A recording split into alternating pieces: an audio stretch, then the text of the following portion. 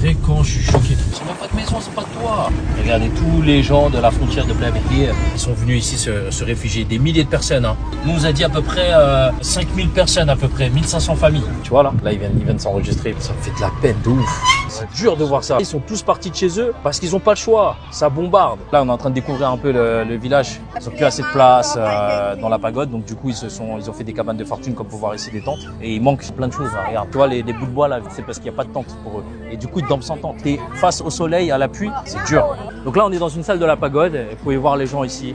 Il y en a certains qui ont réussi à avoir un abri ici, donc ils sont posés tout simplement sur un cutel. Ils n'ont rien de plus, regardez, ils sont là avec leurs enfants. Ils se sont précipités pour partir de leur village. Donc là, ça va, ils sont abrités, mais c'est des dizaines de familles là ici. Mais le pire, c'est dans le camp qu'on va les voir tout à l'heure. Il est en train de faire sa cabane, mais bon, il y en a plein comme ça dans cette situation. Et en fait, ce qu'il disait, que c'est que les bâches blanches, elles ne servent à rien parce qu'elles sont toutes abîmées déjà. Regarde, une famille qui n'a pas de tente. Ma mère, elle m'a expliqué en fait là qu'on se retrouve vraiment comme dans les camps de réfugiés à l'époque. C'est ce que m'a raconté ma mère. Elle m'a dit, je lui ai envoyé des photos. Elle m'a dit, bah, c'est bien que t'aides et tout, tu vois. Elle avait les larmes aux yeux parce que ça lui a rappelé son enfance. Elle a vécu ça en fait. Je pensais pas découvrir ça en fait en venant ici, tu vois. Je me suis juste dit, je vais voir comment je peux aider les gens. J'étais à 2 heures d'ici. Je suis obligé de venir. Je peux pas faire comme si de rien n'était. Ils sont vite partis, ils se sont enfuis et au final ils ont rien pu ramener. Et regardez, maintenant ils se retrouvent dans des conditions comme celle-ci, à manger ici comme ça, du poisson, du poulet. Ils ont pas de tente. Regarde, oh là là. La situation est grave. Le peuple cambodgien a besoin de notre aide. Je vous tiens au courant.